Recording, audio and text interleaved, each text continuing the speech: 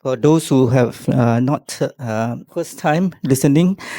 Okay, anyway, the last week talk, we will be, what do you call that, publishing into the WhatsApp group, but you'll be after we have edited and you'll be about 1 or 2 months after. Okay, nevertheless, we still encourage everybody to come personally to attend the class physically so that you can interact with Venerable and also to ask question if there's any doubts or anything. Okay, listening just online may help to only to a certain extent. Yeah. Okay. I've also just discussed with Bhante, Dr. Chandima just now. There will be additional classes from the earlier leaflet, the brochure that you see. There's 4 classes. Actually, we have extended to altogether will be 9 classes for a start. Okay, then we will continue from then on. Actually, there's how many? 400 over 200 verses in the Dhammapada. So it's a continuous process. Okay, we are going chapter by verse. And last week we have only covered 2 verses, verse 1 and verse 2. And today we only cover another 2 verses again. So it's a very long way, and it's a continuous process. Yeah. Okay, give me a short profile of Bhante, Dr. Chandima. Okay. Dr. Chandima was a professor of Buddhist philosophy in the Department of Philosophy at Ateneo de Manila University, Philippines. Bhante's recent peer-reviewed article, Socrates and Early Buddhist Medical Ethics, Foundations of Moral Reasoning in the, sorry, it's too blur, in the Care of the Body and Mind, 2025, was published in Bodhi, a journal of ideas and culture of Ateneo de Manila University.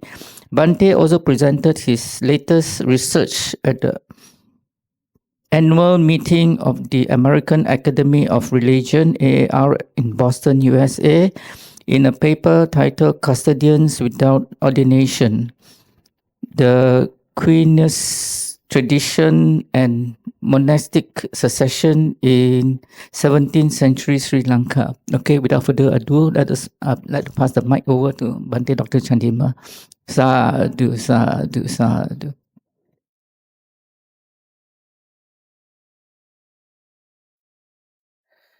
Thank you, Brother Tan. Good afternoon, everyone. Dhamma friends, we have gathered here for the second class.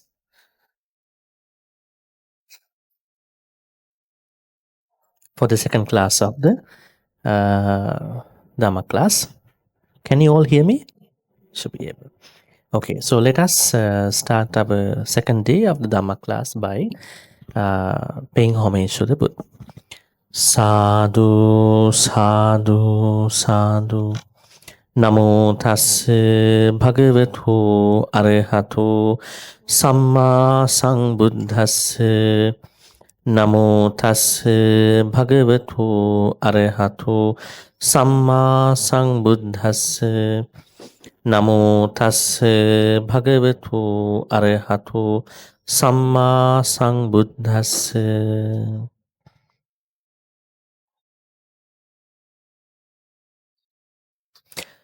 Okay, so as you know, we are going to do a short metta meditation at the beginning of our class. So let us get ready for the meditation.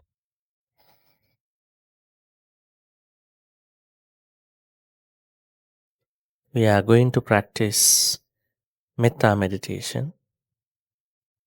Metta means unlimited friendliness. In doing metta, we need to know that there are 5 groups, target groups that are recommended for the metta meditation. First group is ourselves, yourself. That means you do metta to you. Second, you do the same metta to your loved ones, family members. Third, you are going to do the metta to neutral people. Neutral people are those who you don't have a specific like or dislike. And fourth, you are going to give metta, send metta to difficult challenging people in your life. Same metta that you did to you. And finally, the fifth group is you are going to give metta to all living beings, sentient beings who are living across many world systems. Buddhism believes that there are a lot of world systems. So then let us start with ourselves, first group, and then the rest of the four groups. So please contemplate on these aspects of metta meditation. At the same time, create lots of metta, your friendliness thoughts towards these beings. So starting with us, may I be well, happy, and peaceful. May no harm come to me. May no difficulties come to me. May no problems come to me. May I always meet with success. May I also have patience, courage, understanding, and determination to meet and overcome inevitable problems, difficulties, and failures in my life.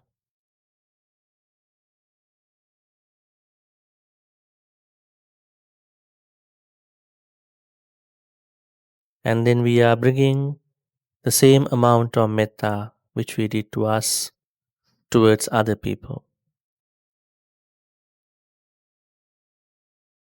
May my loved ones, which include family members, your spouse, children, relatives, and anybody, even your ancestors, you are thinking about them these days. And the third group, neutral ones, and challenging difficult ones, and all sentient beings. Be well, happy, and peaceful. May no harm come to them. May no difficulties come to them. May no problems come to them. May they always meet with success. May they also have patience, courage, understanding, and determination to meet and overcome inevitable problems, difficulties, and failures in their lives. Sadhu, sadhu, sadhu. We discussed the first two Dhammapada stanzas last Sunday. Has anybody gone through the story and the teachings we discussed last Sunday? After that, you need to revise. You need to read again a little bit. The more you read that part, you will learn more new insights from those stanzas. And today we are going to move on to verse number 3 and 4.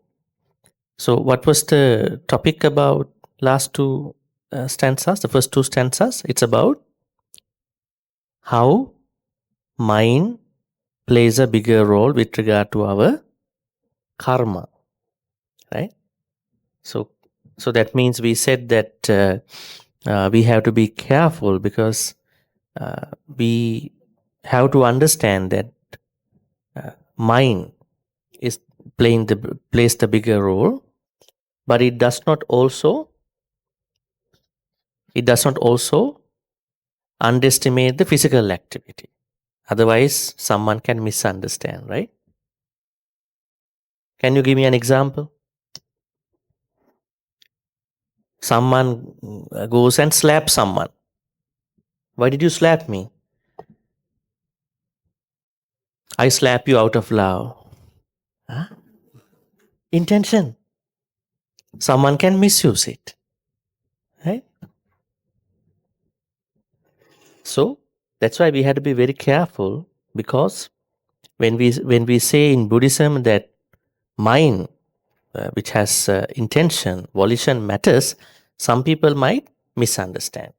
So that means we have to be careful about our physical activities as well as, more importantly, our volition. Volition means our intentions behind what we are doing.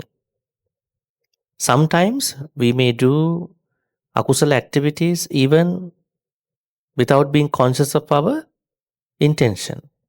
So we need to then plan ahead about what we are doing. So that was about the first two stanzas. So again and again, that teaches us that mind precedes everything in our life, right? Now, if you look at your personal life, success and failures that you gone through, they are primarily coming from how you manage your mind in those moments, right? It might be your relationship, might be your studies, might be your money, right? Sometimes you let go the necessary things in your life. Buddhism talks about letting go, but you can let go the necessary things. Can you think about something very important that you let go few years back before you learned Dhamma a lot? Think about, someone thought, I cannot stand anymore. I let go my metta, right? And then you become angry. You let go the good stuff and you let grow the bad stuff. See? So in that way, you understand mind, thoughts, they played a bigger role in our success. This is not just about the mind, right? Okay, so then let us go to the third, fourth stanza. I just wanted to say a couple of words about first two for those who did not, who could not come on that day. The story of monk Tissa, uncontrolled hatred leads to harm and overcoming anger. I want to look at this translation. Sometimes we have to discuss some translation problems with regard to English. So you can see here, uncontrolled hatred. Can we control our hatred? What is hatred here? Hatred means that you are striking against something, right? And you don't accept. You are creating an enormous amount of resistance. Actually, this is resistance, mental resistance to something that is happening to you, right? So then hatred is building up. Sometimes some hatred forms are very, how to say, unnoticed. You are a good person, but you don't know that you have been creating a certain invisible hatred towards something.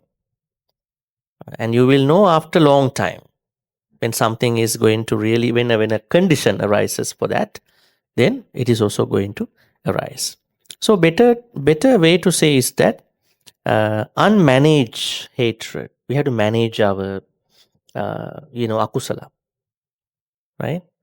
Because if you control it, once you ease it off, the uncontrolled version will again come. It's like you're putting a rubber ball against the water in a swimming pool. Can you do it all the time? If the ball is supposed to be in the water, then you can't take it out. And you are trying to keep it and pushing against the wall. But at a certain point, you have to take your foot off. And then what will happen? It will bounce back. So in Buddhism, we are rather managing us, right? If you are a worker in a factory, you have to control stuff, right? There's a control supervisor, right? If there's a larger organization, you have to control certain things, right? But with regard to mental states, it's better to manage them. Manage means you get ready earlier, you prevent certain harm before it comes, before it starts, and all that. So let's say unmanaged hatred leads to harm, and also on the other side, how to overcome our anger. Okay, let's go and take a look. First, let us read the stanza altogether. Let's read together. Akkochimang avadimang ajinimang ahasime ye tang upanai hanti verang te sangna sammati. Okay, so akkochimang avadimang ajinimang ahasime. So these are certain complaints someone can make with regard to a certain situation. Akkochi mean akkochi, abuse, right? Abuse. Ahasi means avadi means beat. Someone has abused me, someone has hit me or beaten me. Ajini, someone defeated me. Ahasi, someone has robbed me, stolen my stuff, plundered me. Are these possible scenarios for many people in the society? Abuse, hitting, failure, defeat, and then rob, right? That means stolen. I think in today's world, these are things that we have to always be careful with regard to our scenarios.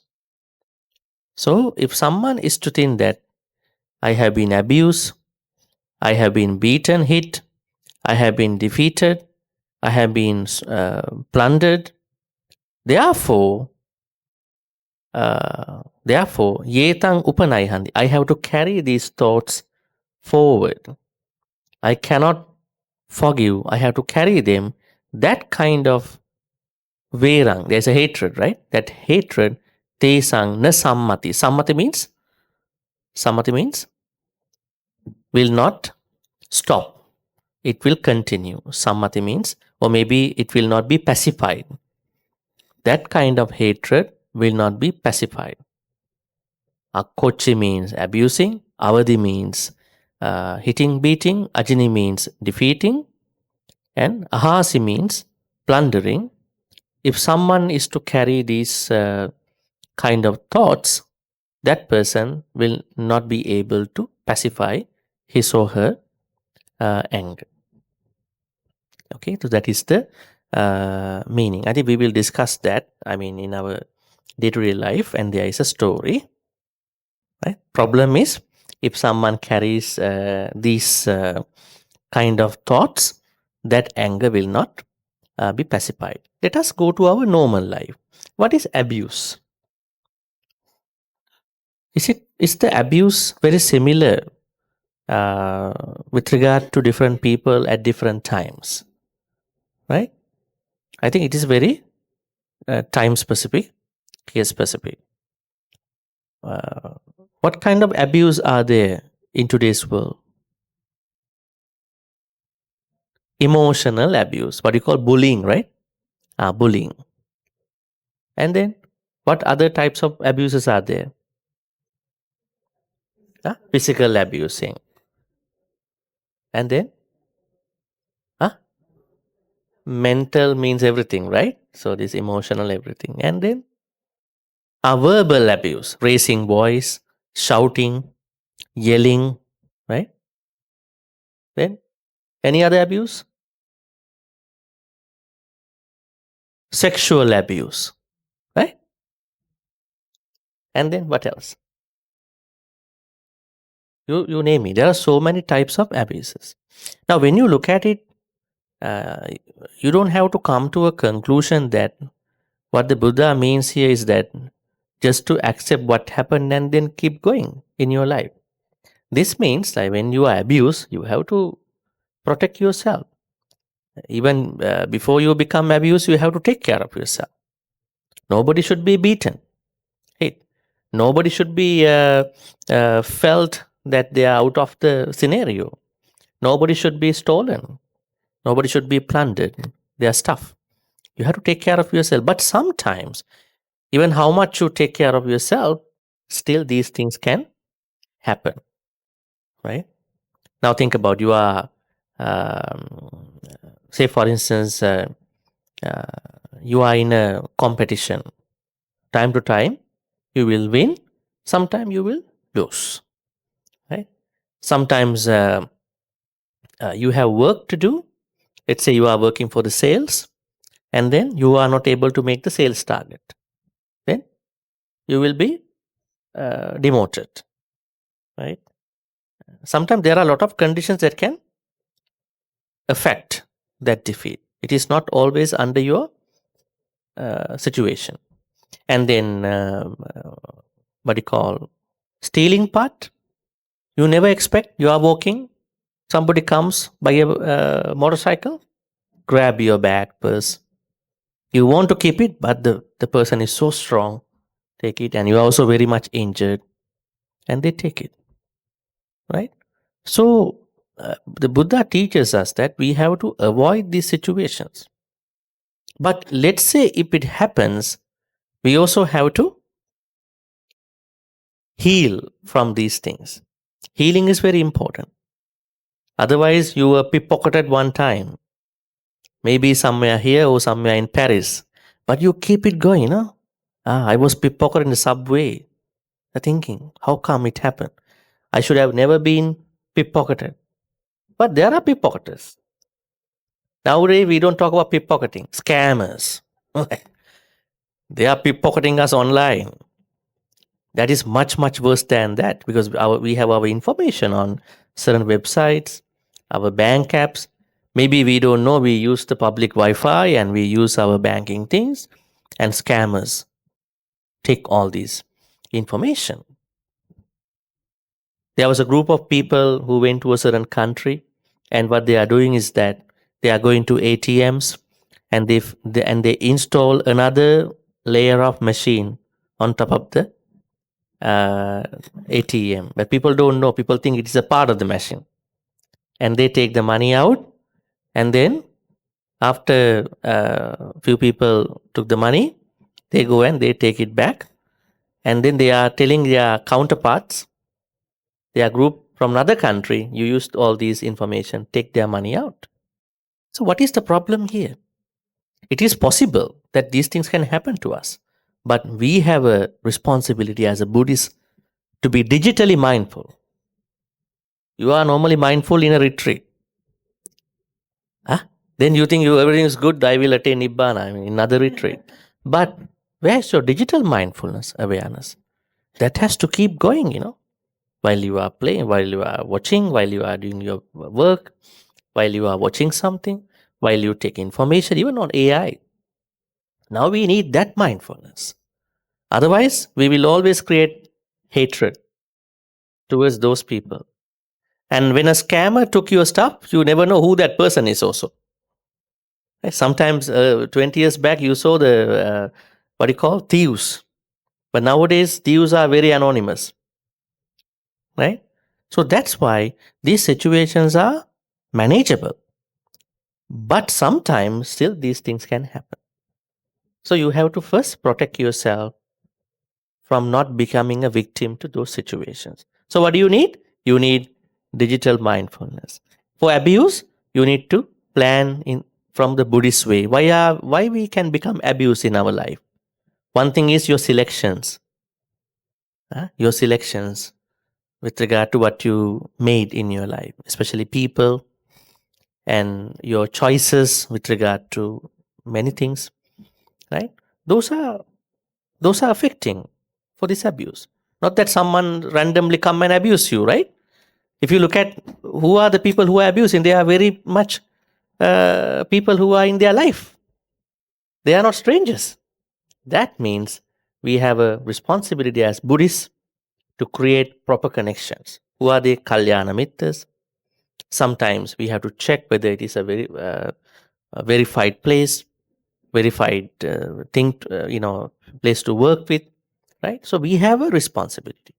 If you don't plan them earlier, if you just went into those things without thinking too much, then you will have to go through a lot of problems, right? So abuse is something that we can manage if you could know earlier. But if you are abused, what to do? Then you have to recover from that.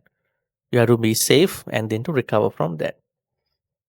And all these issues. So now, what we need to understand is that in whatever the form we created the hatred towards the abusers, towards the people who beaten us, towards the people who defeated us, towards the people who stolen our stuff. But if you created a hatred out of these issues, what you are doing is that you are bringing yourself onto the akusala side. Is that a good thing? Because of somebody's problem, you are creating akusala in your life. That is not a good thing. That's why the Buddha said, yes, these are things that shouldn't happen to anybody. These can be sometimes unavoidable because of your choices, because of the situations. But you have to be careful not to create hatred. Perhaps you can do a constructive criticism about these things. You can do that. But hatred is not a good thing to create. All right, now we are moving on to the story. We will see. I think you can understand the Pali, what you call verse, and then the meaning over there. So it's about a monk called Tissa.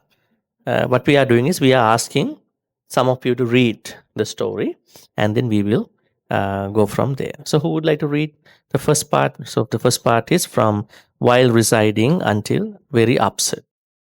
While residing at the Jetavana monastery in Savatthi, the Buddha uttered these verses with reference to monk Tissa.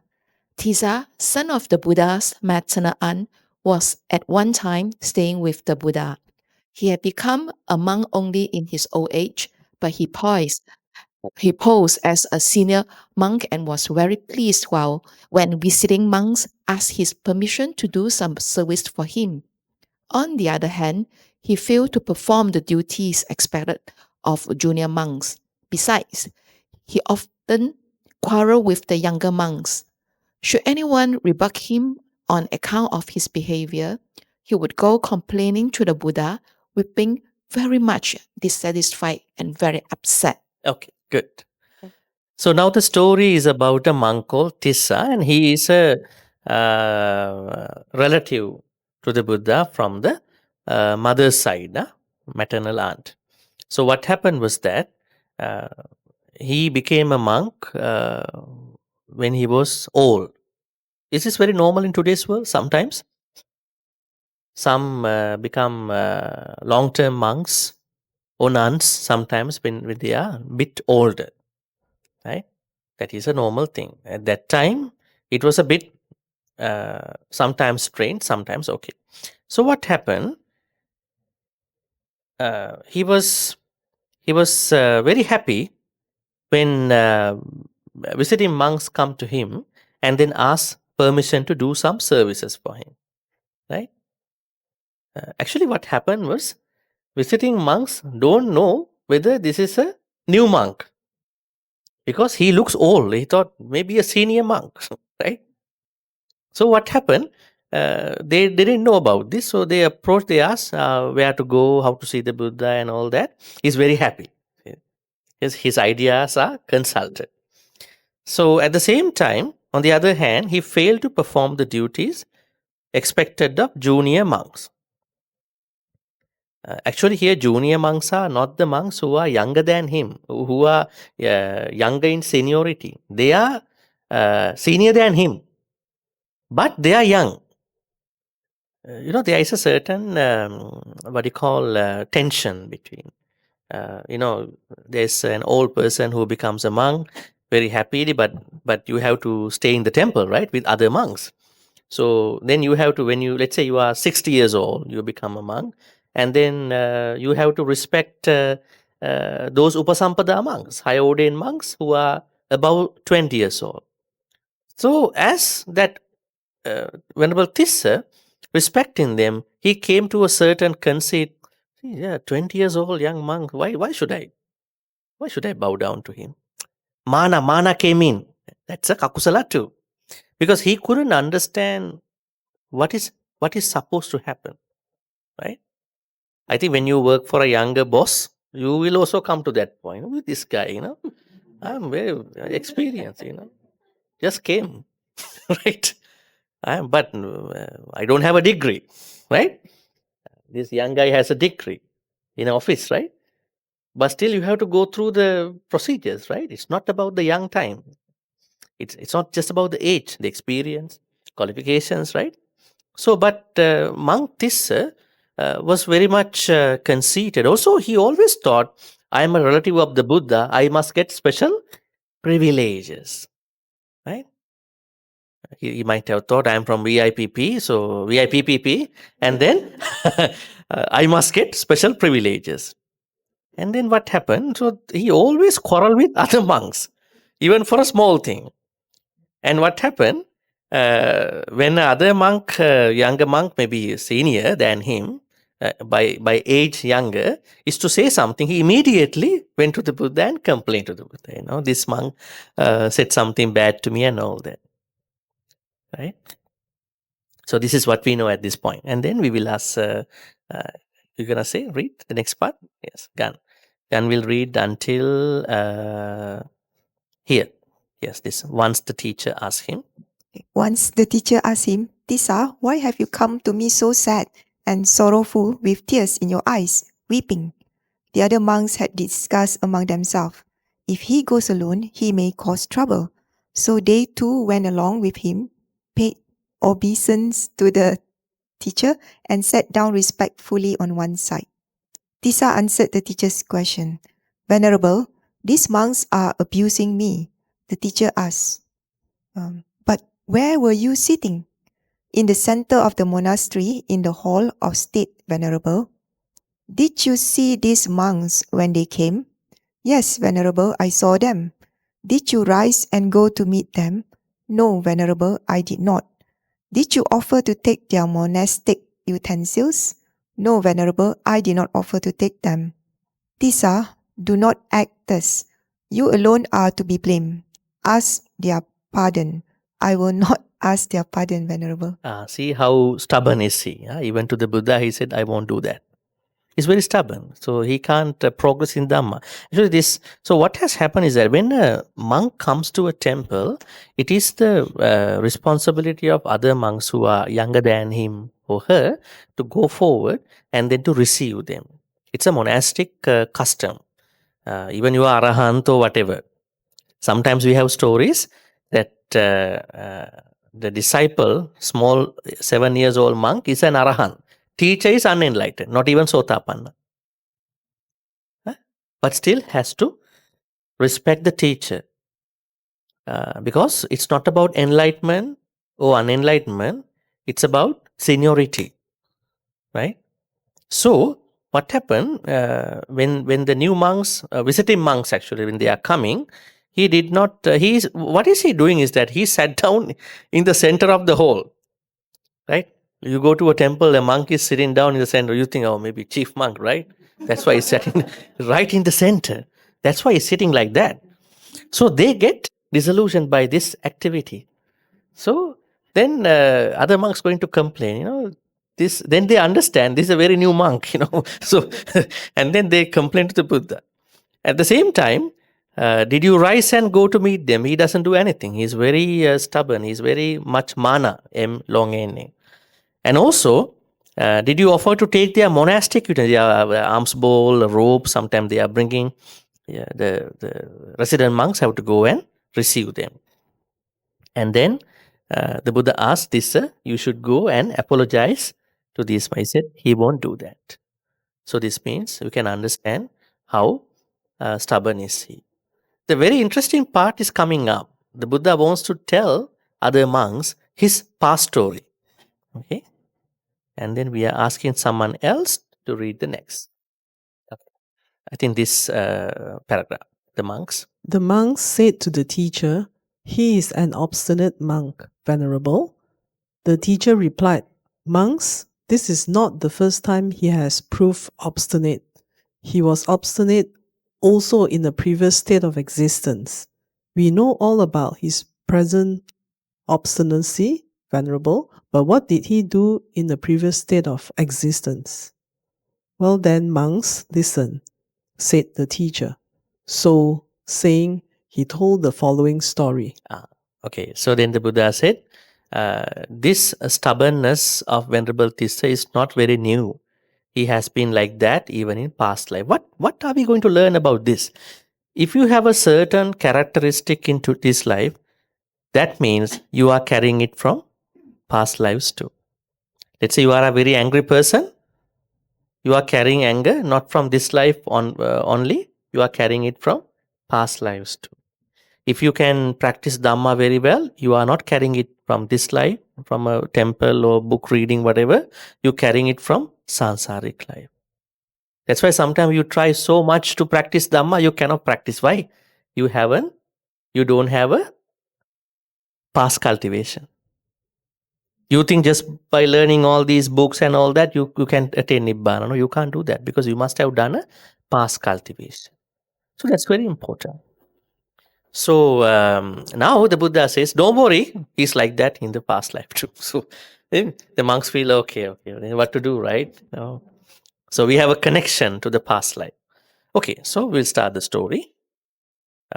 So that's a long para. Who would like to read this part? Okay. Once upon a time, when a certain king reigned at Benares, an ascetic named Devala, who had resided for 8 months in the Himalaya country, desiring to reside during the 4 months of the rains, for salt and vinegar, returned from the Himalayas. Seeing 2 boys at the gate of the city, he asked them, "Where do monks who come to this city spend the night?" "In the potter's hall, Venerable." So Devala went to the potter's hall, stopped at the door, and said, "If it is agreeable to you, Bhagava, I would like to spend 1 night in your hall." The potter turned over the hall to him, saying, "I have no work going on in the hall at night, and the hall is a large one. Spend the night here as you please, Venerable." No sooner had Devala entered the hall and sat down than another ascetic named Narada, returning from the Himalayas, asked the potter for a night's lodging. The potter thought to himself, "The ascetic who arrived first may or may not be willing to spend the night with him.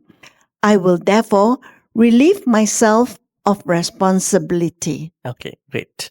Now you see the story, right? In a past life, not in that life, in a past sansaric life, there was an ascetic tapasa whose name was Devala. So he spent 8 months in the Himalayas. Normally, it is a tradition for tapasas, ascetics, to come to the city to take salt and vinegar. This is a practice. So when they return to the city, they accept them and then they go back, right? So what happened after Tapasa ascetic came to the city, to the Benares, what happened? He wanted to stay overnight, a couple of nights perhaps. So at that point, he approached a potter. What's the name of the potter? Bhagava. Right? Bhagava is the name of the potter. So he asked, where do monks, ascetics stay when they come to the city? And he said, it is in this potter's hall. And at that point, he was happy to give it to him, right? I have no problem. But what happened? Another ascetic also came. His name was Narada. So now here we see Devala and then here Narada. So he also returned from Himalayas. He also asked the potter for a night. But what Bhagava potter said was, well, now I will leave it up to the first ascetic, Devala. So you ask him if he's okay, then you stay here, right? So this is then he is very happy because I relieve myself of my responsibility. Let those two discuss each other. And then the next paragraph, we'll be reading that part. Okay. So he said to the ascetic who had just arrived, "Venerable, if the ascetic who arrived first approved of it, spend the night at your pleasure." So Narada approached Devala and said, "Teacher, if it is agreeable to you, I would like to spend 1 night here." Devala replied, "The hall is a large one. Therefore come in and spend the night on one side." So Narada went in and sat down beside the ascetic who had gone in before him. Both exchanged friendly greetings. Okay, so that was a very friendly meeting between two ascetics, right? So I think the same story. And then the next will be read by, it's a long para. It's a very, very long para. Perhaps you will give us the best part of the story, maybe when it was bedtime, the best part of the story. When it was bedtime, Narada noted carefully the place where Devala lay and the position of the door, and then lay down. But when Devala lay down, instead of lying down in his proper place, he lay down directly across the doorway. The result was that when Narada went out at night, he trod on Devala's matted locks. Thereupon, Devala cried out, "Who is treading on my locks?" Narada replied, "Teacher, it is I." Okay, can you give a second? I just explained. It's easy. Now you know what is the matted locks? We call jatila. Jata means that ascetics, they have a very long hair part. So this Devala, he didn't sleep in the right place. He slept by letting that matted lock directing towards the doorway. But now the other one wanted to go out, maybe to washroom or anything, right? So what happened? He stepped on that, and then Narada, Devala asked, "Who is this?" And that means definitely there was no electricity at that time. And Narada said, "That's me." Yeah, false ascetic. Yes, please continue. False. False ascetic, said Devala, "You come from the forest and tread on my locks. Teacher, I did not know that you were lying there. Please pardon me." Narada then went out, leaving Devala weeping as if his heart would break. Devala thought to himself, "I will not let him tread on me when he comes in also." So he turned around and lay down, placing his head where his feet had been before. When Narada came in, he thought to himself, "The first time I injured the teacher. This time I will go in past his feet." The result was that when Narada entered, he trod on Devala's neck. Thereupon Devala cried out, "Who is that?" Narada replied, "It is I, teacher." "False ascetic," said Devala. "The first time you trod on my locks. This time you tread on my neck. I will curse you." "Teacher, I am not to blame. I did not know that you were lying in this position. When I came in, I thought to myself, the first time I injured the teacher. This time I will go in past his feet. Please pardon me." "False ascetic, I will curse you." "Do not do so, teacher." But Devala, paying no attention to what Narada said, cursed him all the same, saying, "May your head split into 7 pieces at sunrise." Okay, see how you are. How good are you? You never curse like that. When the ascetics, when the monastics going to curse, it's pretty bad. See, think about right. They are expecting, may your head split into 7 pieces. Who is going to curse like this? It's pretty bad. That's why it is said when the monastics are not in conflict, more problems will arise. The Buddha said in one of the Dhammapada stanzas, "Sukha sangasa samaggi." The unity among monks and nuns is a happiness, because samagganang taposukho, only for those who are in unity can practice Dhamma. Because they are staying together, right, in temples. If they are not respecting each other, then what kind of Dhamma they can practice, right? Now you can see here, Devala was not really concerned about his lying down position. So the other one didn't understand. No, so he stepped onto his matted lock, and next time also he went out. Maybe he went out for some reasons, and then at that time he wanted to avoid it. But what happened? He has changed the positions, maybe, right? And he stepped on his neck. Right? That's how things have been escalated. And then he said, you step on my neck, I will curse you. Looks like this Devala represents someone is a very normal person who has no knowledge about life, especially emotional regulations. Now think about, forget about the Dhamma, in your life, if you have not practiced patience even before you became a Buddhist, I think you must have gone through lots of challenges because of that, right? Because sometimes when you are in the LRT or maybe you're somewhere, it might be normal people mistakenly hit you, maybe with their hands or whatever, it depends. Maybe they step on you. Maybe certain things can happen, But if you have not developed a certain patience, I think it is very possible for you to react to that person. So this story, at this point, what Devala shows us is that what he call unmatured nature of somebody. But the problem is, then what has he been practicing as an ascetic? That is a question. Some people might think, as a monk or a nun, as a monastic, what are you practicing is thoroughly understanding, knowing the Dhamma. No, the more Dhamma you learn, then the more you should be able to take care of yourself, especially with your emotions, your mental side.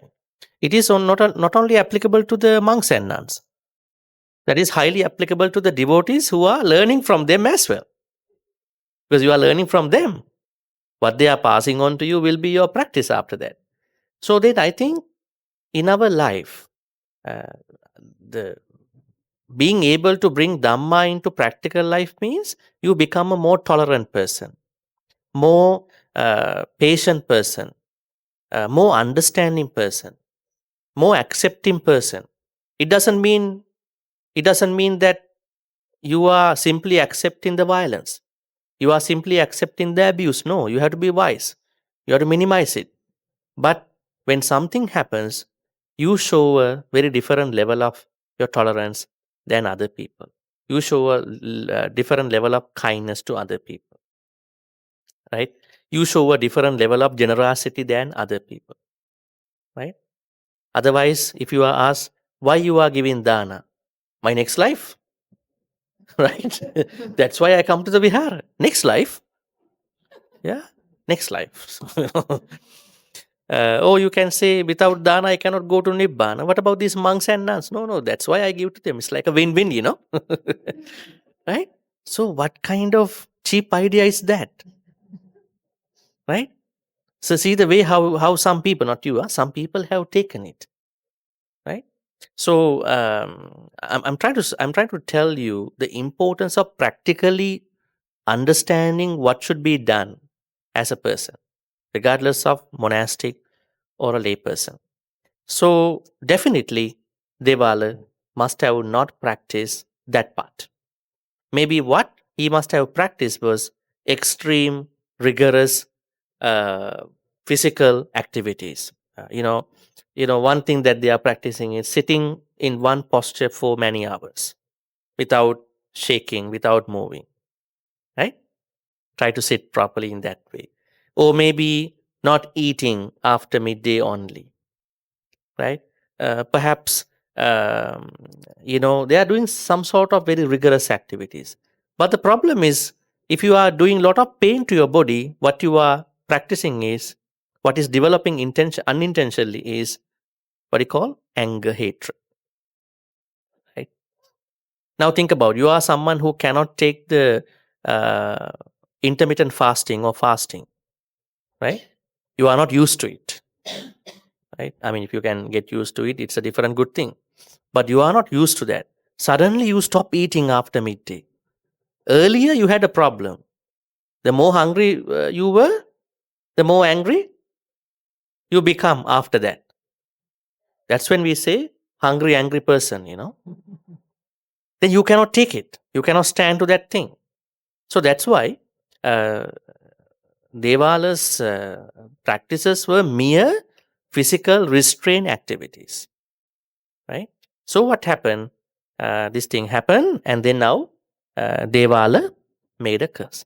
Now I want to tell you something interesting that's coming up in the story. In Buddhism, we have seen that there are some individuals who have curse. Can you remember one story? Actually, the next stanza is also about a curse in a way. Remember, there is a story where a young sex worker was killed by 4 people. Okay? It's a story in the Buddhism. So the people who kill, actually what happened, they took her service, and when they supposed to give the money, they thought, why to give the money? Let's kill her. So they killed her. During her being killed, she cursed them. In next life, I will become someone, I will kill all of them in the same way. Okay? So who are they? Bahya Daruchiriya, he was an Arahant later on, Supabuddha, and then Pukkusati, and then Tambadatika. Very famous characters. Tambadatika was the public executioner to the king. Bahya Daruchiriya was an Arahant, a seaman earlier. And then Supabuddha was a Sotapanna. And then, who's the other one? Pukkusati was a king. So what happened? She became a young cow, a female cow. She attacked all of them at different times. And she killed all of them. So when you read the Buddha stories, you find this story. That means she was going through a very much, I think I could say, the most horrible experience in her life. And then she made it. But what happened? Then she created another level of akusala too, by killing those people. She was there at the wrong time, wrong place, with the wrong people, and she was killed. And then the anger keeps going. So that means if someone is going through an injustice, it is possible some people to make it. But as Buddhists, we need to understand that it is not. Actually, this stanza, if you go back, this stanza is telling us not to curse. Someone abused me, someone's beaten me, someone defeated me, someone plundered me. So I have to make a curse. That's what the Buddha is asking, not to do it. Because you are carrying this curse into the next life. Right? So here, now what's happening is that now he made a curse.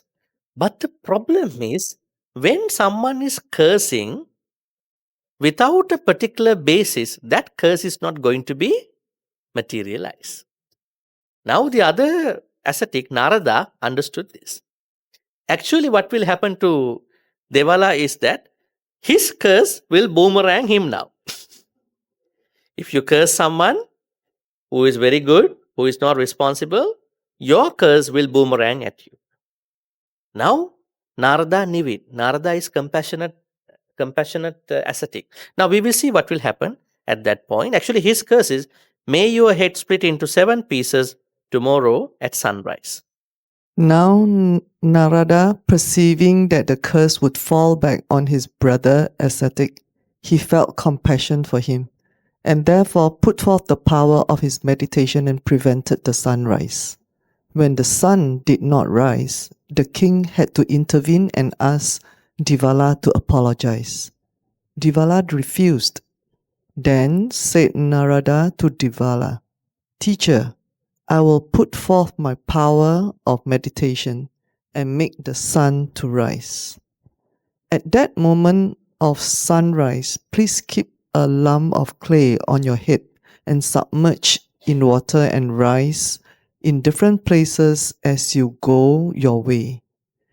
As soon as the sun's ray touched the lump of clay on his head, it divided into 7 pieces. Thereupon, Devala ducked in the water and came up in a different place and ran away. When the Buddha had given his instruction, he said, "Monks, at that time the king was Ananda, Devala was Tissa, and Narada was myself. When at that time he was obstinate. The Buddha advised them not to keep thoughts of enmity, for this could be only appeased by thoughts of friendliness. Metta. Okay, interesting. I think that's the end of the story. Okay, now what is happening, as I said, Narada, the other ascetic, becomes very compassionate, right? Because he knew that this is a false curse. Definitely it will boomerang at the person who made the curse. So what happened? This is very interesting. At that time, among the ascetics, there was a certain thing that they do. They could prevent the sunrise. They could make it bit longer. So in case you don't see the sunrise in the morning, that maybe one of the Naradas is stopping the sunrise happening. Sometimes you're checking sunrise 7:05, but now 7:30. Especially when you go to a place like Bali or somewhere, sunrise, where is sunrise? No sunrise, right? Maybe an ascetic has prevented with the meditation. May no sunrise come very fast. They can do it. That's why the king was a little bit concerned. He's an ascetic in the city today. Perhaps he must be doing this. So he found out Narada. And Narada told Devala, king also asked me, so I cannot keep stopping it because they have to do work. At that time, no power, right? They need sunrise to start the day. So what happened? Then he asked Devala, you need to apologize for this curse, right? Sometimes, you make a curse out of your proper Dhamma mindset, then you don't want to take it back because you are so stubborn. Something is more important than what you did, right? And then what will happen? It will come back to you, right, in your life. So same thing. So Devala said no. Then Narada is more compassionate even at that point. Now Narada knows I cannot say anything more to him because he's very hot-headed, stubborn, obstinate. So he gave him an idea. What was the idea? Now I will not further stop the sunrise happen. It will happen. But before that, you go soak in the water with clay on your head.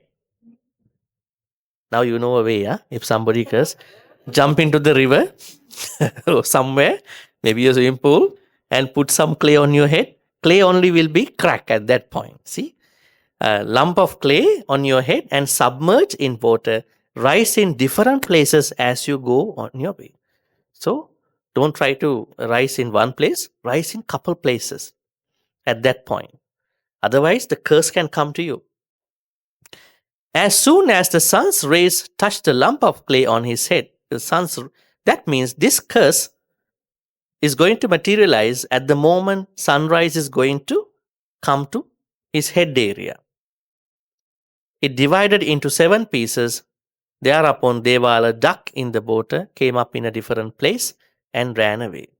So if you think somebody has cursed you, not this kind of a very bad one, perhaps you have to come out from different places, right? It's a good idea, right? When the Buddha had given this instruction, he said, now he wants to identify those individuals. So the king was Venerable Ananda.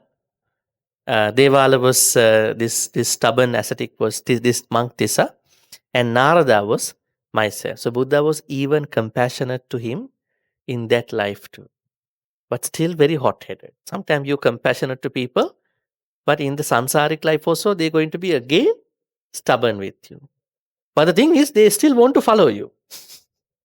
They keep following you, but they still be the same people. So the idea, the moral is, the Buddha advised them not to keep thoughts of enmity for monks because there's no point of teaching Tissa. He doesn't listen to him. So he was asking other monks, never keep thoughts of hatred. For this could be only appeased by thoughts of metta. Now, may I ask you a question at this point? Because we are almost near the time. What is the problem of carrying forward a hatred? There are things that we can carry forward happily. What are they?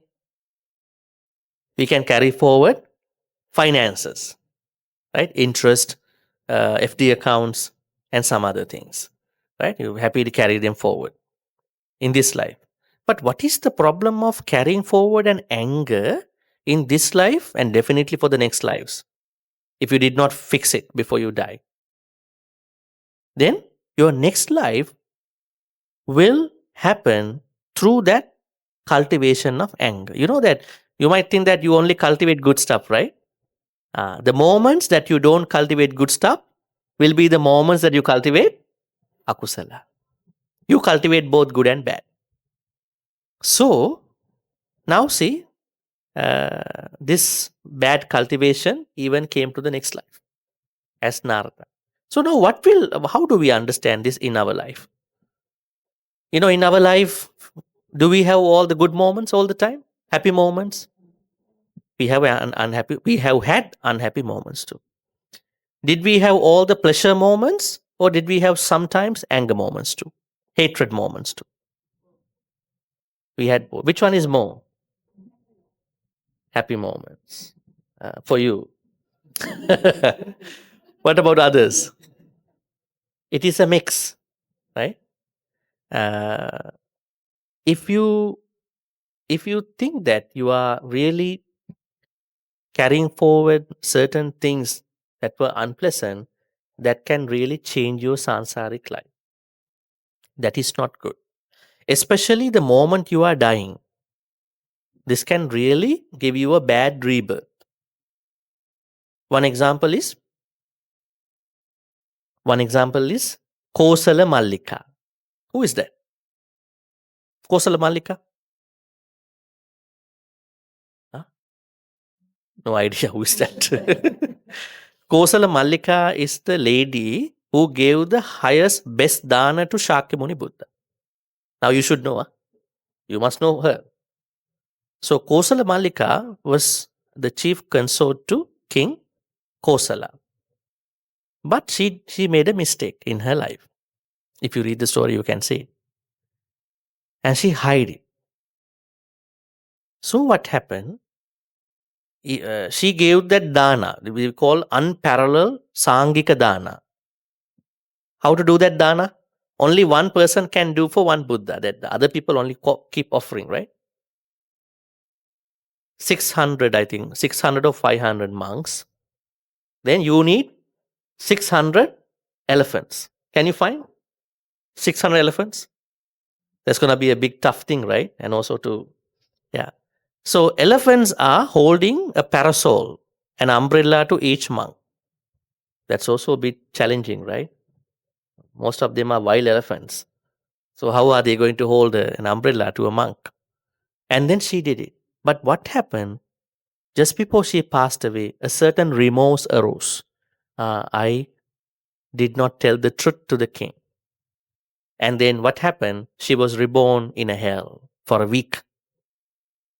Then every time King Kosala goes to see the Buddha, he leaves the palace by thinking, I want to ask, where was Mallika reborn? But then Buddha makes him forgotten about that thing. Because King Kosala is to know, if he is to know that she was reborn in the hell, he might not be happy about it. She did all the dana and everything. But the problem is remorse. And remorse is connected to what main akusala is it connected to? Is remorse connected to? Is it lobha? Is it dosa? Is it moha? Remorse. We call kukucha. When you have remorse, regret, all these akusalas are connected to greed, hatred, delusion. They are all connected back. So what you are carrying directly is those versions. But there are tiny versions. Like jealousy is connected to, is it lobha, dosa, moha? Hatred, because you don't like someone's progress. Then remorse? No, remorse is also hatred. Because you hide about your true life, and then finally before you die, you cannot stop it anymore. It is coming out. Then you don't like it. Right? Remorse. So then remorse is coming from hatred. So it is very horrible. It is very dangerous for you to carry any such curses, hatred in your life I know there are situations that you had to be angry, right? It is normal, just to be on a practical sense, but never carry it forward, right? There are three types of people who are becoming angry. There's a sutta. Can't remember the sutta's name. The Buddha talks about three types of people who are becoming angry and how they do it. The first type is those people who become angry, go to the hatred, and then their anger stays longer in their life. Right? This kind of person, Tissa and all these people. Then they are compared to someone writing something on a rock. Will that last longer? Will the inscription last longer on the script, on the stone? Yes. So their anger will not go down. It will stay longer. The second type of people are those people who are becoming angry, but their anger will subside or go away within a short amount of time. It is compared to someone who is drawing something in sand. It will stay, it will not stay. And the third kind of people, very good people, right? Not, I can't say better than all the previous two. They become angry, but once they become angry, they can let go the anger. It's like you are drawing a line in the water. Of course, we have to be the last one, or maybe not the last one too. Try to watch our anger once anger rises, not to carry forward at all. Right? So that is the biggest lesson here. We will discuss more. Yes, Gan, you have a question? Sometimes we curse only in the mind, like not really verbal or not really. Yeah. So what do you call that? Passive anger. Huh? Yeah. So passive anger. So it doesn't matter. Anger is anger. Whether you show it or not, it is anger, because Buddhism talks about mental aspects. But the level of bad karma is maybe more. More. Maybe more. Why? Why means there are people sometimes they show anger outside, and it will go away faster. Oh. I'm not saying that you should do that. Huh? Some people throw things and all that, and then after that they are okay, right? But some other people never express it. They keep it to themselves. Many years, many long decades, and they die also with that. I think both are dangerous. Both are dangerous. I think they are victims of their ability to manage them. This Dhamma life, they are victims. That's what we are helping, right? But of course, from outside, we see a difference. The one who shows, one who doesn't show. Yeah. Because all mental at the end. The curse in the mind normally occur very fast, like especially like when driving, then you like Yeah. It's very fast. So it's like how do you go about controlling that? As I said, no control. Managing. Let's say you are driving. Suddenly you become upset about something, right? Then what should you do? You put more gas onto that? You put more accelerator? And you will hit other people too, right? And maybe you are talking to somebody and somebody is saying someone told something about you and all. Actually, Buddhism teaches us when an unpleasant thing arises, normally we are going after who did it, why me. These are our reactions. So when unpleasant thing arises, don't be panicked. Just watch what is happening to you. I think this is the most part that we cannot do it if we don't have a practice. That is the practice that you should bring forward from a meditation practice or chanting or this kind of a class. I always teach people when not even anger, jealousy, anger, frustration, disappointments, and then ill will, especially today's world, with regard to things. When they arise, don't focus on, is it a justifiable ill will? Is it a justifiable anger? Rather than that, why am I being like this? Turn inward. What is wrong with me? Why am I trying to show reactions to this situation? And when you look inward, then there is less room for you to carry it. Not like this. So that is what we have to do. Now let's say you are cooking. Suddenly you become upset. And the person, earlier you told them, I am cooking with honesty and serving with love. But now become upset about them. You remember something they did to you 2 years ago. Now you are cooking angrily. Right? Right? Because see how much anger can do, to our life. But you are not able to see, hey, I'm cooking now. Why anger controls me to cook? Earlier I told him I'm cooking with honesty and will serve you with love. Now something is going to happen here. So it's not about the external condition. It's about how I look at myself inward, about my thoughts, emotions, feelings. I think this is the practice we want in today's world. It will help you to be a better person in managing. Not in one day, it takes time, but you'll be a better person at that point. Any other questions? Yes. At all. Huh? Instead of cooking with anger, let's say don't cook at all. Then order from Grab. Let them. But still you are ordering through that app with anger. Actually, that is not the way. I mean, let's say you are not happy. Then don't put blame on others. See what is going on in my life at that point. I think there's an area that I have not cultivated in a better way with this Dhamma practice. You catch it in real time. Some people catch the wrong things, akusala, in a post period. 2 hours ago, I was very angry, but now I'm a good person. Like a sociopath, sociopath. They wear a nice, a tie, like a good gentleman, but inside is a evil person. Sociopaths, sometimes, when you become like that. I mean, we are not saying they are bad people. Your mood swings, right? So, as soon as something is going to give you a hard time, you recognize it. You see it head on, spot on, and then look inward. That will help you to figure out that particular mental state or the feeling with regard to kusala or akusala. Yeah, the other thing is, Bhante, the environment plays a big role. Like, for example, when I'm in a temple, retreat, more subdued, can control better. But going out into the world, like especially in the workplace,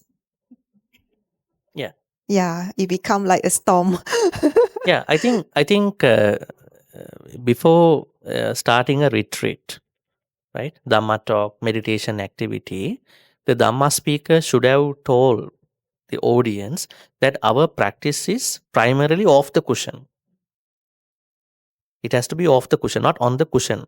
On the cushion is a very much rigorous training, right? When you go to a retreat, very much meditation, and you can't even eat like normal. You have to eat with mindfulness.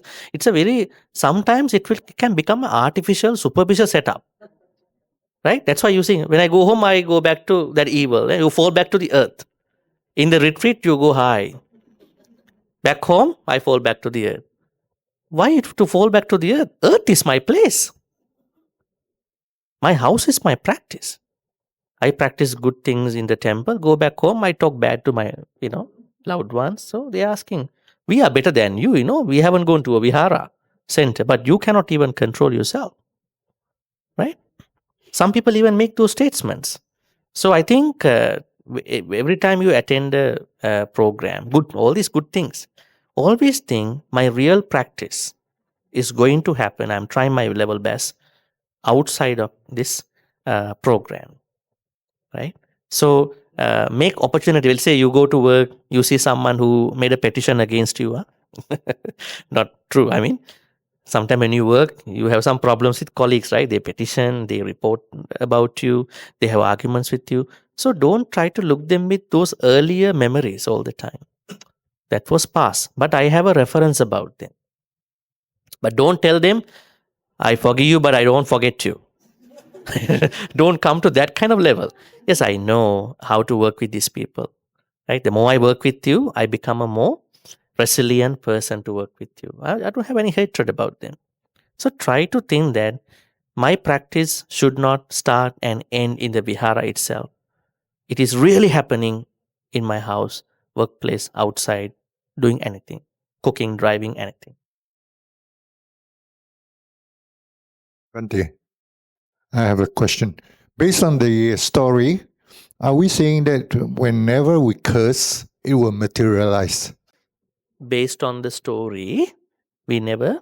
No, whenever people curse, it will materialize. No, whenever people curse out of not understanding what they are doing, it is a reaction. I don't think any good person who is practicing Dhamma will do that activity, because curse is a definitely misunderstanding about what to do. I'm very unhappy and it's happening. No, what I'm saying is, just now you say he cursed, his head will split. Yes. It happens on the mud or something like that. No, it didn't go back to. It didn't go to the other person. He cursed the other one, but because it is not opposite, it is not really materializing, because it is not a real curse even in the story. Like just like in that young lady story, she went through the problem and she cursed. But in this story, he falsely accused the other person. So when you falsely accuse someone, I'm telling you in the story, it comes back to you. That is even worse than that. So when you are frustrated, when the other person hasn't done wrong at you, never even go to that level, because your curse will come back to you. So better not to go to that level. So the curse can be neutralized or cancelled. Is it? Devala never apologized, right? No, in this case, if Definitely. someone have cursed and Yes. then the person realized and apologized, so it could neutralize. Yes. It won't happen, is it? Yes, because it's a cosmic see. law. It's not done by Narada or Devala. You create a bad energy, right? It is cosmically reviewed, right? Nobody's doing that. So then the other person has to create another powerful good word to that, at least to apologize, right? So the other person is accepting that apology. So that is how it has to happen. So never curse. It is better. You are safe. And if you keep cursing other people, intimidate other people, it will come back to you. So why create unnecessary troubles? Bhante is about the cursing of someone. If that someone is dead, Someone is dead. because my mother always cursed the one of our uncle who is already dead. Mm-hmm. The person died already. Because when she was young, my grandfather leave some inheritance to her, and the uncle took the money and don't know where he go. And now he's old. He always curse, and he always curse him. He died already. So what we need to understand in that thing is that there are people who are doing that for the dead people. As I said earlier, this is not happening between two people only. You are creating a cosmic energy. Now the one who is living is creating a cosmic energy, right? It's like we have heard in old stories in Sri Lanka, when a cobra stung somebody out of anger, there is a certain idea among people. Cobra goes back to the tombstone and again attack the tombstone. That anger, right? Person already dead, but still being very angry about what happened. It's similar to that. Nothing happens, but the person is creating unnecessary akusala energy, right? Because some people cannot let go easily. They keep sending that to other people. But if it is really unfair, it will come back to that person. No, dead one already left. The one living, falsely accusing someone, even the dead people, if it is unfair, we don't know the story exactly. You said only a couple of sectional things. It can come back to the person, because there are two sides. One is you are angry all the time, like this same story, and then the verse. Second is that you are falsely accusing someone. Never accuse someone falsely. You are creating a very bad energy. It will come back to you. Bhante, going back to this Tisa and Devala situation, because in his previous life, because of his obstinacy, then subsequently in his next life, again, the same thing repeat. So how to avoid that? Because unless Buddha pointed out, but then in our, let's say our current world, we don't see Buddha anymore. If these things keep on continue, in the next life and next life, so how to avoid that? Okay. The Tissa, Venerable Tissa, was really not honest to himself to understand his problem, right? So what he could have done is to accept and then to break free that habit. This is a habit. Actually, what is going from this life to next life is our habits. The way how we process our feeling, the way how we talk to other people, the way how we treat other people, they all are going to the next life. So they will go back again the same way. Yes. That is what is happening here, right? After being a relative to the Buddha, he is like that. What a waste. He became a relative from the mother's side, but he still could not get rid of this thing. At that time, there were people who didn't see the Buddha become enlightened just by hearing his Dhamma. But even living in the same temple, he could not make that happen. Oh, yeah. Sansara. Actually, it's not this person is going. Whatever he creates, develop, will go to the next life. Before the next question, I want to finish the second stanza. It is the same thing, but only na. Akkochimang avadimang ajinimang ahasime ye tangna upanaihanti verang tesu upasam. Here, anger subsides. How to subside anger? And we understand different people go through different problems in their life. No matter what happened, you make it a lesson. You create safe boundaries. You understand your life. You are mindful digitally. You are mindful with regard to making friendships. You are mindful about what is abuse, how people will abuse you and all that. Then you can create more safety in your life. But sometimes still certain things can happen. If something happens, you understand it as it is. And then you are not creating hatred, curse or anything like that. So that kind of anger will be subsides very fast. So this is what we want, right? So have you seen people who are cursing in today's world? But at the same time, you see people, they never curse. They are very calm and quiet. They even don't want to say anything about it. They don't know Buddhism. But they don't do it. Sometimes there are Buddhists too. The difference is that Buddhists don't do because they know they will suffer. They don't do because this is a moral problem for them, right? Sometimes Buddhists don't do things because they don't want to suffer. Because Dhamma talks are saying black and white, good and bad, right?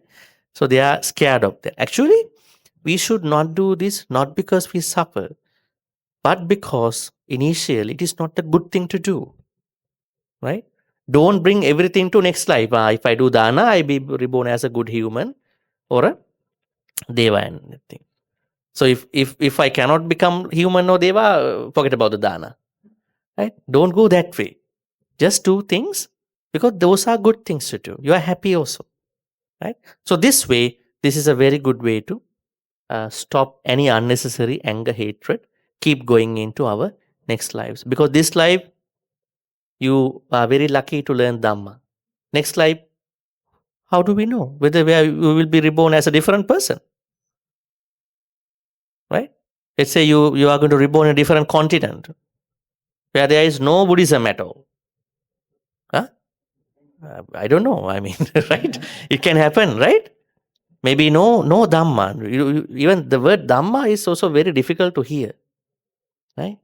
So then don't take that risk. Don't take a chance.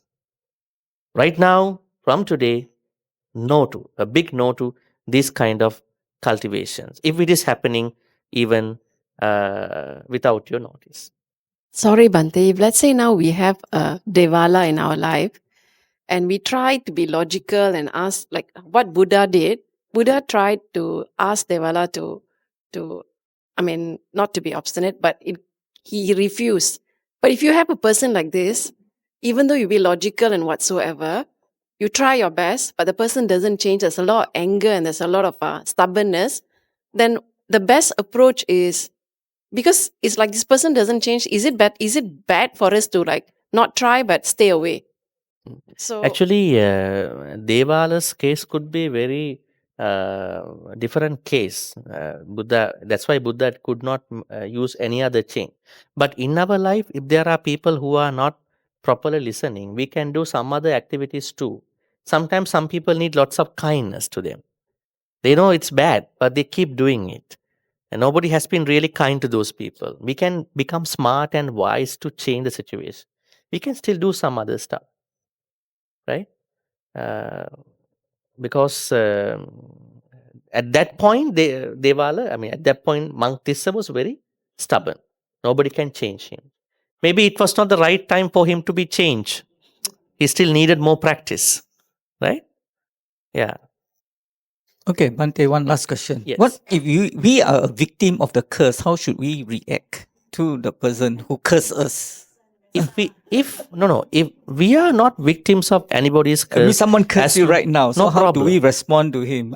Of course, the anger will arise sort of immediately. I think no reaction is the No better reaction. response, because this is something I should not have taken by myself. There are people who are simply cursing other people, but there's no connection to us. We have done nothing wrong to that person. So just like Devala's curse went back to Devala, right? Then it will happen that way. We don't have to worry about it. But if we have an opportunity to describe, why you are blaming me without reason, that is nice. At least you have to clarify. What if those people don't even want to know clarifications? I don't need your clarifications. I keep cursing you. There are some people like that. So then we better leave that place. Yeah. We better leave those people. Because if we're going to answer, they're going to create another curse. Curse 1, curse 2, curse 3, curse become 100. I think a lot of time we see people cursing us without knowing, especially when driving, somebody just horn at you and point the finger at you. That's actually cursing, is it? And then suddenly you see and you also get angry over that. And why? probably you'll be Just because cursing- somebody probably pointed be cursing fingers. back at the driver also. People point different fingers. Don't worry about it. No, while you are driving, different people drive differently. Some people, they drive in the last minute, just like how you do last minute shopping, right? Yeah. So we don't have to. We should not escalate their nature. Be very careful. They also point finger. You also want to point finger, right? Then what will happen? The whole road will be fingers, right? Don't do that. You need to de-escalate. If you want to go fast, I let you go, right? Yes. So don't make it to a road rage. Why there are problems happening on the road, like road rage? Two parties never want to give up. One did the mistake, other person wants to tell that person, you made the mistake. They don't want to accept, then big road rage will happen on the road. So let us de-escalate from the situation. Okay, so then finally, what I want to say in the story is that, as you can see the explanations, this pair of verses reveals the psychological principle that is basic to emotional management, we said. So, you read this part, in the Dhammapada itself, there are many instances that show how the Buddha practiced patience even when he was severely criticized, abused, attacked. I think we can discuss them in our next story, because next story also connected to this in a different angle. So the moral of the story is, yes, we understand as normal people, you may become angry due to your lack of practice sometime, but don't take it to the next level. Don't let it, grow. You have to de-escalate. You have to know what is to be done. That is the best way to respond to those people and to yourself personally. All right. So with that, we are finishing verse number 3 and 4, and we are going to learn. We are going to learn verse number 5 next time. So then may all the good karmas we be making today by learning about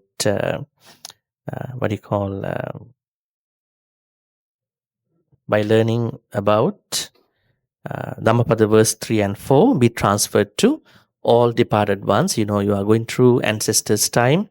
So may all these good karmas be upon your ancestors. May they be well and happy. May they attain the supreme bliss of Nibbana. Sadhu, sadhu, sadhu.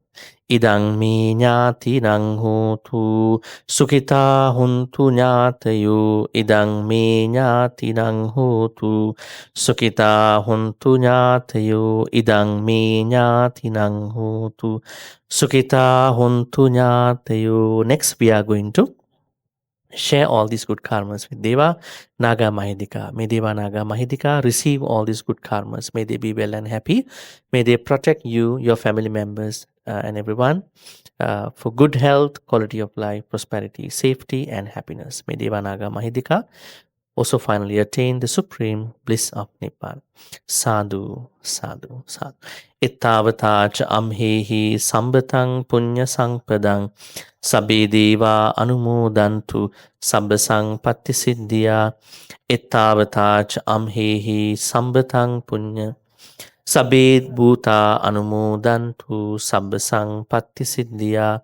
Ittavata cha amhehi sambatang punya sangpadang sabbe satta anumodantu sabbasang patti siddhya. Akasattha cha bummattha devanaga punyantang anumoditva chirang rakhang tu sasanang. Akasattha cha bummattha devanaga mahindika punyantang anumoditva chirang rakhang tu desanang. Akasattha cha bummattha devanaga mahindika punyantang anumoditva chirang rakhang tumang parang chirang rakhang tutwan sadati. Next is the Dhamma wish. Our Dhamma wish is always to be surrounded with Kalyana Mittas. Kalyana Mittas are those who have more Saddha, Sila, Chagapanya. At least if we cannot find those who have more Saddha, Sila, Chagapanya, at least we find out those of the similar level of our Saddha, Sila, Chagapanya, but not lower than us. Although we have metta towards others, but our close association must happen with those people. So let us wish, may we be surrounded with them, and may we also become Kalyana Mittas to as many sentient beings as we meet in our sansaric life. Imina punya kammena mami bala samagamu satang samagamu hotu yava nibbana patya. Finally, may all the good karmas we be making today by learning about the importance of not carrying forward anger and anger-based emotions like ill will, curse to the next life. And may all these good teachings, Dhamma teachings, be supportive and helpful for all of us to attain the supreme bliss of Nibbana. Sadhu, sadhu, sadhu. Blessings. Abhivadana silis nichang vadha pacha ino chataru dhamma vadhanti ayuvannu sukhang balang ayurarugya sangpatti sagga sangpatti me vacha atu nibbana sangpatti iminati samijjatu. Sadhu, sadhu, sadhu.